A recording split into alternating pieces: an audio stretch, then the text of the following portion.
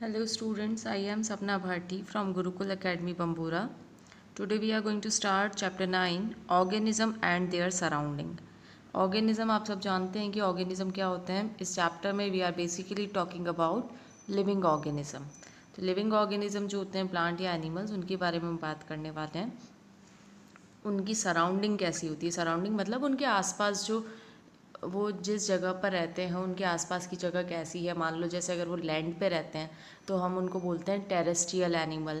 अगर वो पानी में रहते हैं तो पानी में रहने वाले एनिमल्स क्या कहलाएंगे, एक्वेटिक एनिमल्स. तो उनकी बॉडी के अंदर किस तरह की चेंजेस होते हैं, किस तरह से वो अपने आप को उस सराउंडिंग के अंदर एडजस्ट करते हैं, ये सब चीज़ें इस चैप्टर के अंदर हम पढ़ने वाले हैं. So let's get started. Living things organism are present everywhere on the earth. Earth के ऊपर सब जगह पर लिविंग ऑर्गेनिज्म प्रेजेंट है, चाहे हम अर्थ के किसी भी पार्ट में देखें. They live deep inside the ocean where no light reaches and it is totally dark. Ocean जो होता है, समुद्र, उसके अंदर भी बहुत सारे लिविंग ऑर्गेनिज्म रहते हैं.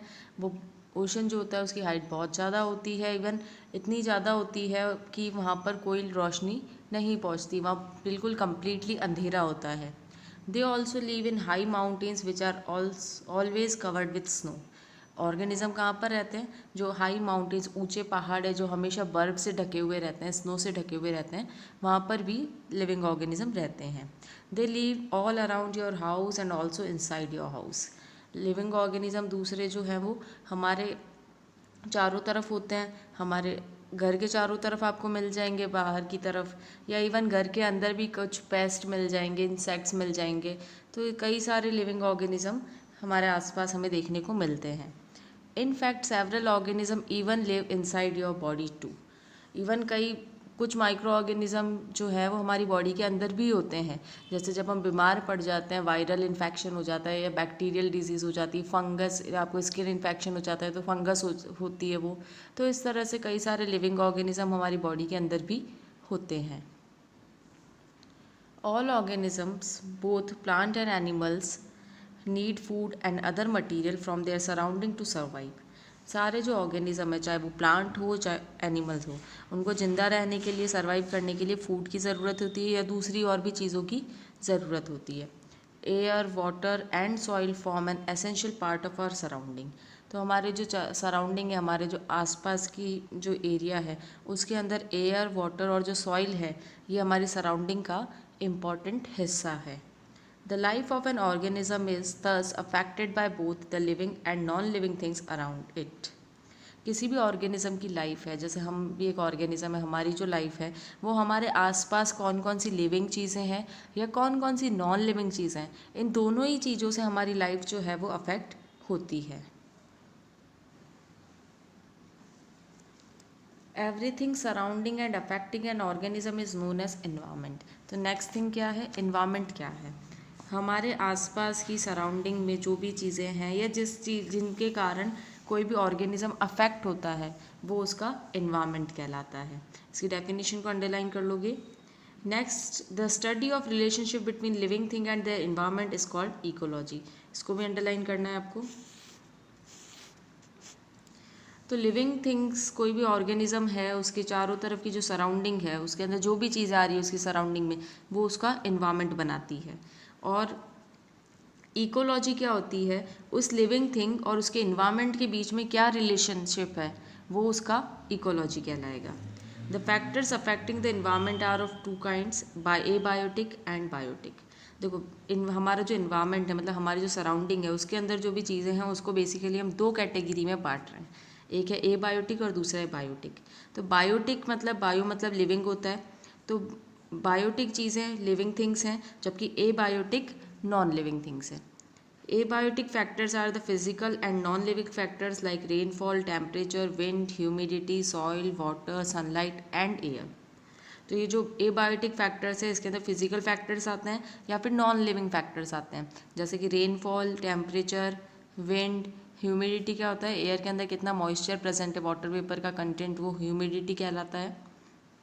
सॉइल कैसी है, वाटर कैसा है हमारे आसपास का, या हमारे एरिया में कितनी सनलाइट आती है, एयर कैसी है, वो भी, ये सारे फैक्टर्स हैं जो हमारे इन्वायरमेंट को अफेक्ट करते हैं. On the other hand biotic factors include all living things like plants and animals. तो देखो बायोटिक फैक्टर्स कौन कौन से हैं। बायोटिक फैक्टर्स के अंदर सारी लिविंग थिंग आ जाएगी जैसे कि प्लांट एंड एनिमल्स, और ए बायोटिक के अंदर फिजिकल और नॉन लिविंग फैक्टर्स आ जाएंगे। ठीक है, तो इन्वायरमेंट के दो फैक्टर्स होते हैं, दो टाइप के, एक है बायोटिक और दूसरा है ए biotic.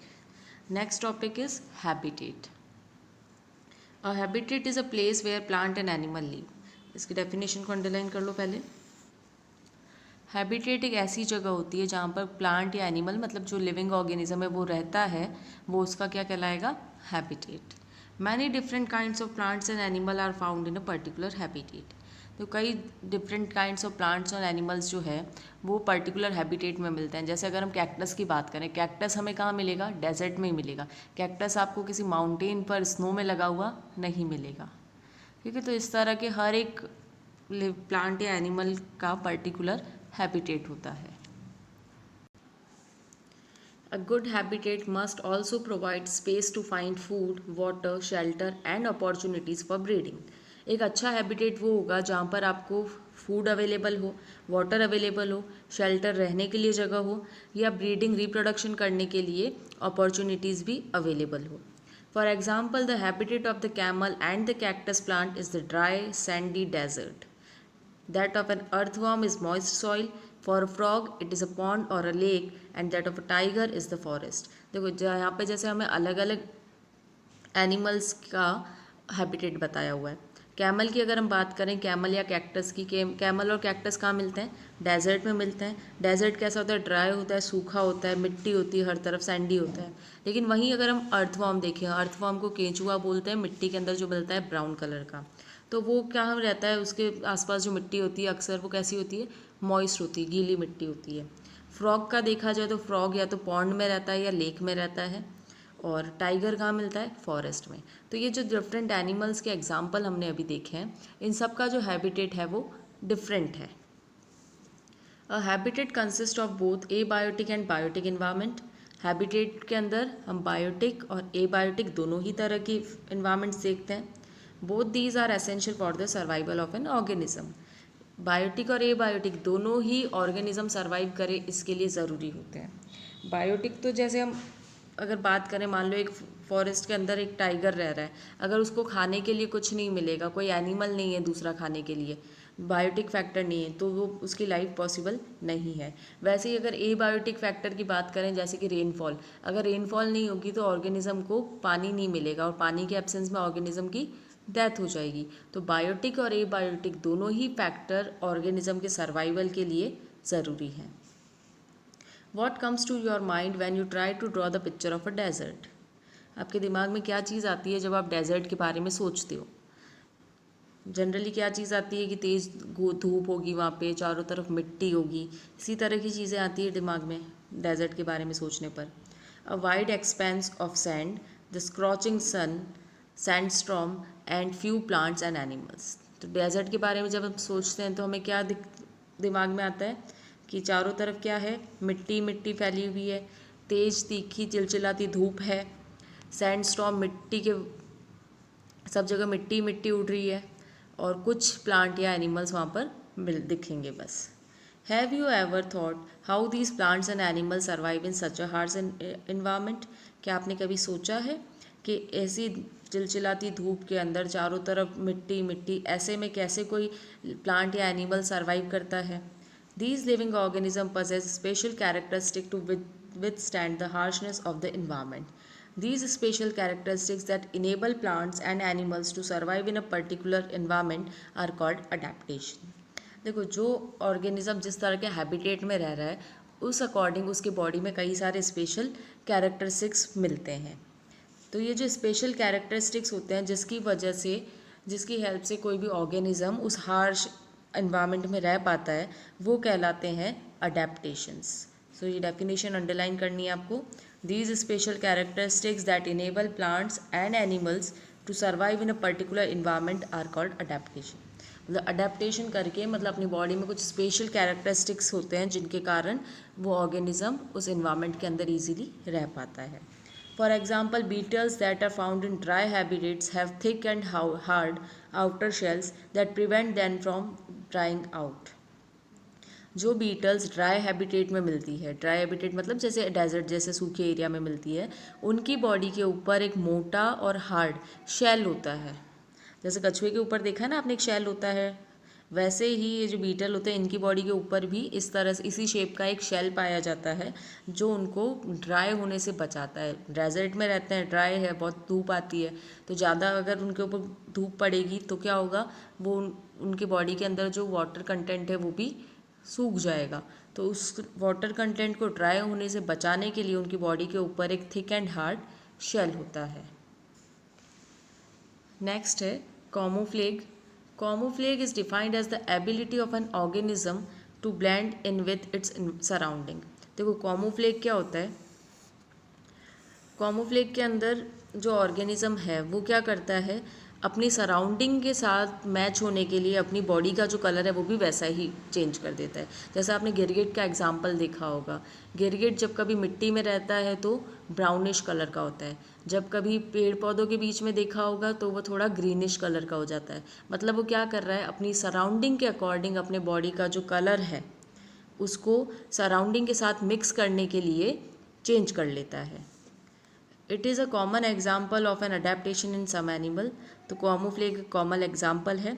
The combination of bright orange and back spot on the monarch butterfly is an adaptation to warn potential predators that the butterfly is poisonous, preventing it from being eaten.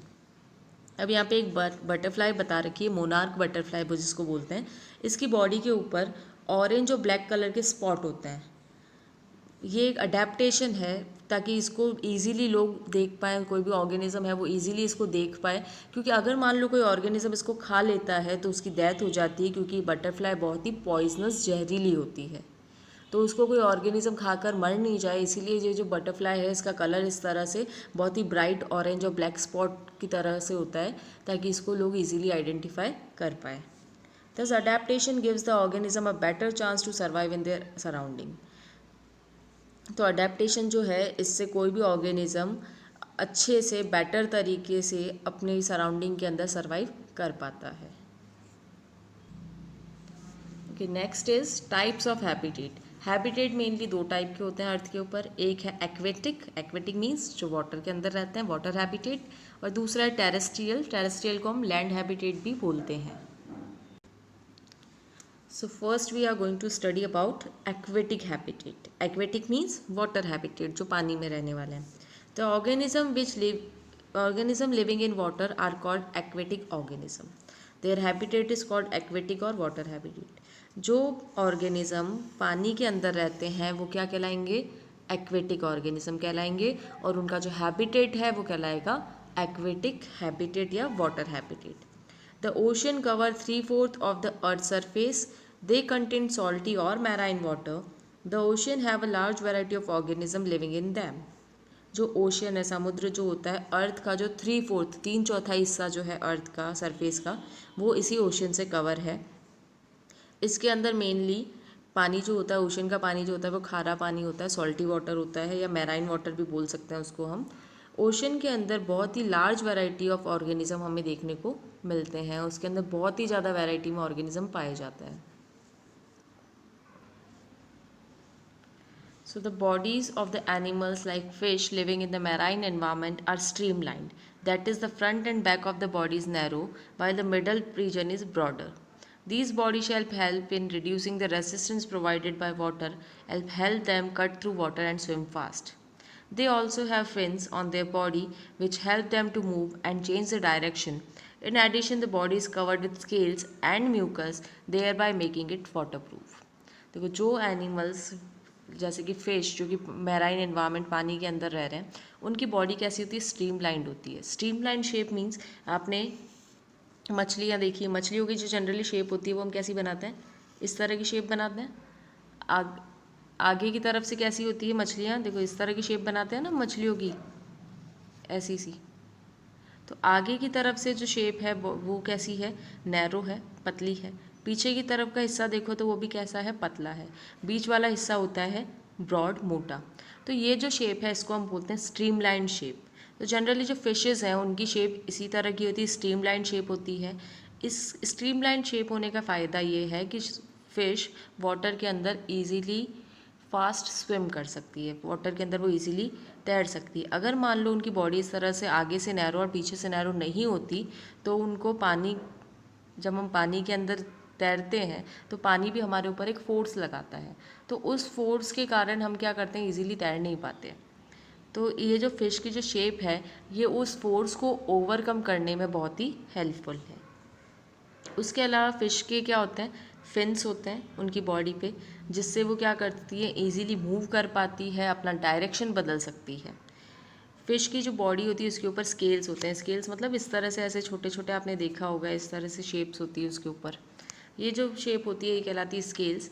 ये scales और mucus, mucus मतलब fish को कभी touch किया होगा तो वो चिपचिपी सी होती है, स्मूथ सिल्की सी ऐसी होती है। तो ये जो स्केल्स और म्यूकस होते हैं इससे जो फ़िश की बॉडी है वो वाटर प्रूफ बन जाती है। वाटर प्रूफ मतलब बाहर का जो पानी है वो उसकी बॉडी के अंदर एंटर नहीं करेगा। Most animals living in oceans breathe through their gills. Fish also have air bladders to help them float in water. Fish without air bladders like shark need to swim constantly to avoid sinking.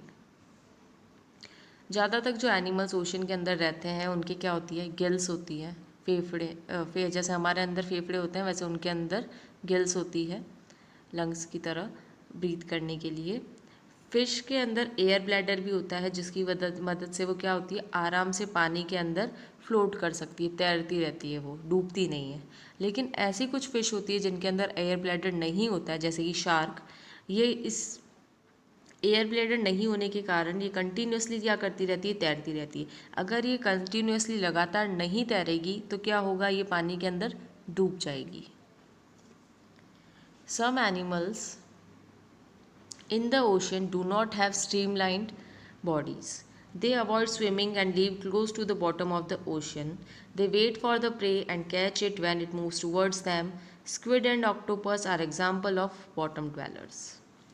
कुछ animals जो ocean के अंदर रहते हैं उनकी streamline body नहीं होती। Streamline body मतलब जैसे फ़िश की जो शेप हमने देखी थी इस तरह की बॉडी शेप उनकी नहीं होती है, इस कारण से वो इजीली तैर नहीं पाते हैं। तो ये क्या करते हैं, स्विमिंग करने को अवॉइड करते हैं, स्विम नहीं करते हैं और ये जो ओशन का बॉटम है उसके पास में रहते हैं।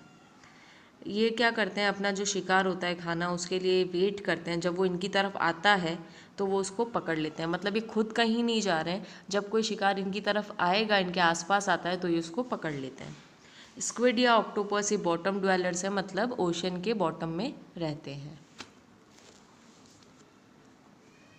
Some animals like dolphins and whales do not breathe through gills. कुछ एनिमल्स जैसे डॉल्फिन और व्हेल्स होती है, ये डॉल्फिन का डायग्राम आपको गिवन है यहाँ पर। ये गिल्स के थ्रू ब्रीथ नहीं करती है, गिल्स से सांस नहीं लेती है। They come to the surface of the water from time to breathe in air. अब से टीवी में भी आपने देखा होगा, ऐसे जो डॉल्फिन्स होती है वो अक्सर पानी के ऊपर इस तरह से जंप लगाती हुई दिखती है।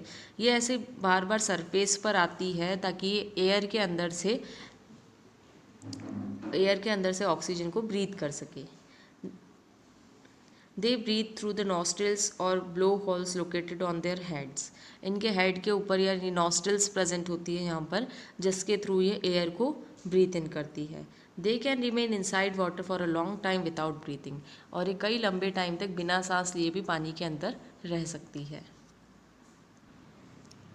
Next is fresh water habitat. अभी हमने क्या पढ़ा था, मैराइन हैबिटेट के बारे में पढ़ा था। सॉल्टी वाटर वाला जो वाटर बॉडीज़ है, जैसे कि ओशन जहाँ पे खारा पानी होता है, उनके बारे में पढ़ा था। Now we are going to study about fresh water habitat. Fresh water habitat basically जो रिवर, पॉन्ड्स ऐसी जो जगह होती है वो कहलाती है fresh water habitat. Frogs live near water because they need to return to the water to lay their eggs. Frogs कहाँ रहते हैं, फ्रॉग्स वाटर के पास में रहते हैं, पानी के पास में ही रहते हैं, ताकि वो अपने जो अंडे होते हैं, फ्रॉग्स अपने जो अंडे होते हैं वो पानी के अंदर देते हैं, क्योंकि उन्हें अंडे देने के लिए पानी के अंदर जाना होता है, इसीलिए वो पानी के आसपास ही रहते हैं। They begin their lives as tiny eggs laid in clusters on water. ये अपने अंडे जो होते हैं, वो छोटे छोटे अंडे होते हैं, वो इकट्ठे ग्रुप में, क्लस्टर के फॉर्म में, मतलब बहुत सारे झुंड के रूप में पानी में देते हैं। The eggs hatch into tadpole that swim in fresh water and breathe through their gills. तो अंडों के अंदर से जो फ्रॉग का बेबी निकलता है उसको हम बोलते हैं टैडपोल। तो ये जो टैडपोल होता है फ्रेश वाटर के अंदर स्विम करता है, तैरता है, और इसके अंदर गिल्स पाए जाते हैं और ये गिल्स से ही सांस लेता है। As the tadpole grows it develops legs and loses its tails to become a frog. Tadpole जैसे जैसे ग्रो करता है, बढ़ता है, तो उसके लेग पाँव डेवलप होने लग जाते हैं और उसकी जो पूँछ है वो गायब हो जाती है। When the tadpole changes into frog, और जब टैडपोल फ्रॉग में बदल जाता है तो वो लंग्स के थ्रू ब्रीथ करना स्टार्ट कर देता है और लैंड पर रहने लग जाता है। तो पानी के अंदर जो रहने वाले होते हैं वो गिल्स से ब्रीथ करते हैं, जबकि लैंड पर रहने वाले लंग्स से ब्रीथ करते हैं। तो टैडपोल तो पानी के अंदर रह रहा है इसलिए वो गिल से ब्रीथ करेगा, लेकिन जब वो बड़ा हो जाता है, ग्रो कर जाता है, फिर वो लंग्स से ब्रीथ करने लग जाता है। It can also breathe through its moist skin. Frog जो है उनकी जो स्किन होती है वो मॉइस्ट होती है, गीली सी होती है, जिससे भी वो ब्रीथ कर सकते हैं। लंग्स के अलावा स्किन से भी वो ब्रीथ कर सकते हैं। Frogs have long, powerful jumping legs.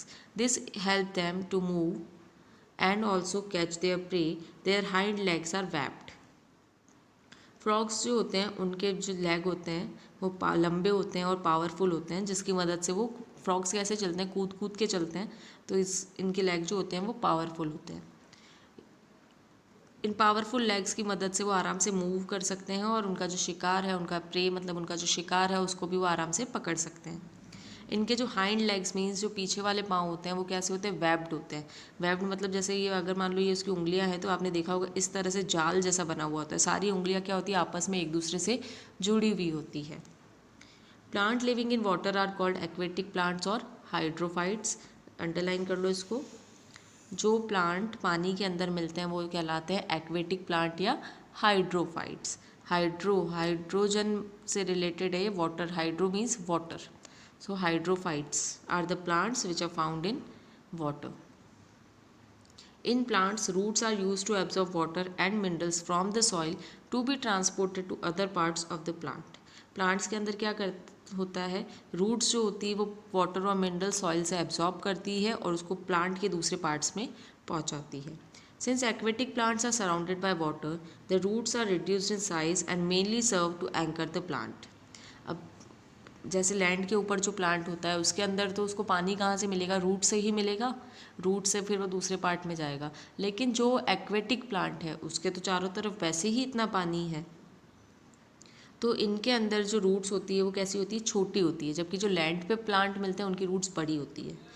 तो इनकी रूट्स छोटी होती है और रूट्स का मेनली इनका जो काम होता है वो यही होता है कि उस प्लांट को एक जगह पर स्टिक करके एंकर करके रखे। Air-filled cavities are present in the leaves and stem of aquatic plant that help them to float.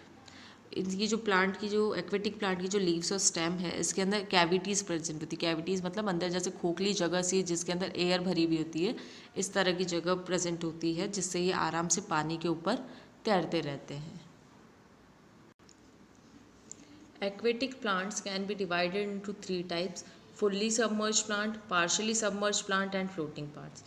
देखो एक्वेटिक प्लांट जो है, ये एक्वेटिक प्लांट्स जो पानी के अंदर मिलते हैं उनको 3 अलग अलग टाइप में बांट सकते हैं। एक तो फुल्ली सबमर्ज प्लांट, मतलब ये पूरे के पूरे पानी के अंदर ही डूबे हुए रहते हैं। पार्शियली सबमर्ज प्लांट मतलब आधा हिस्सा इनका पानी के अंदर रहता है और आधा हिस्सा पानी के बाहर रहता है। फ्लोटिंग प्लांट जो सतह के ऊपर तैरते रहते हैं, पानी की सतह के ऊपर तैरते रहते हैं। In fully submerged plant, all parts of the plant are present underwater. The leaves are narrow and long, helping the plant to resist water current and not to get damaged. An example of these kind of plant is tape grass. ये जो fully submerge plant होते हैं इसके सारे part कहाँ होंगे, पानी के अंदर। लीव्स जो होती है वो नैरो होती है, मतलब पतली होती है, लंबी होती है, जिसकी वजह से प्लांट जो है वो आराम से जो पानी का जो बहाव, पानी का जो वाटर करंट आता है उसमें खड़ा रह पाता है और ख़ुद को डैमेज होने से बचाता है। इसका एक एग्जांपल है टेप ग्रास। फिर नेक्स्ट है पार्शियली सबमर्ज प्लांट, जैसे कि वाटर लिली।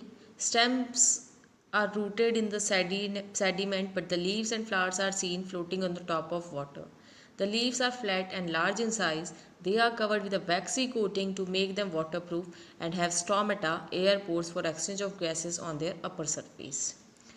ये जो पार्शियली सबमर्ज पार्ट होते हैं जैसे कि वाटर लिली, इनका जो स्टेम है वो मिट्टी के अंदर होता है। सिर्फ लीव्स और फ्लावर्स जो है वो पानी के टॉप के ऊपर तैरते रहते हैं, फ्लोट करते रहते हैं। लीव्स इनकी फ्लैट होती है, समतल होती है, साइज़ में बड़ी होती है, और इनके ऊपर एक वैक्स की कोटिंग, मतलब एक वैक्स की कोटिंग जैसी सी होती है, कवरिंग होती है, लेयर सी, जिससे ये वाटर प्रूफ बन जाते हैं। और इनकी लीव्स के ऊपर स्टोमेटा भी प्रेजेंट होते हैं। स्टोमेटा क्या होते हैं? लीव के ऊपर छोटे छोटे जो छेद होते हैं, जिसकी मदद से प्लांट जो है वो गैसेस का एक्सचेंज करता है, और कार्बन डाइऑक्साइड और ऑक्सीजन का जो एक्सचेंज होता है वो इन्हीं पोर्स के थ्रू होता है। पोर्स मीन्स छेद।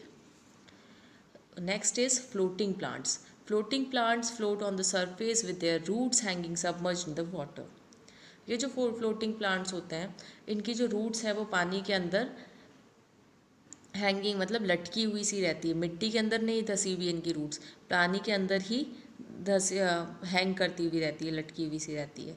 There leaves are broad and round and form bunches on the surface of water. इनकी जो लीव्स होती है वो बड़ी होती है, ब्रॉड होती है, चौड़ी, राउंड होती है, गोल है, और इकट्ठी बंच मतलब झुंड में एक गट्ठर सा बन के और फिर पानी के ऊपर तैरती रहती है सरफेस के ऊपर. Floating leaves are generally tough because they have to withstand the weather and water movement. और इसकी जो लीव्स होती है जनरली वो कैसी होती है? टफ होती है, हार्ड सी होती है, क्योंकि इनको पानी के ऊपर खड़ा रहना, पानी की सरफेस के ऊपर फ्लोट करना है, तो किसी भी तरह का मौसम होगा इसको उसको अवॉइड करना है.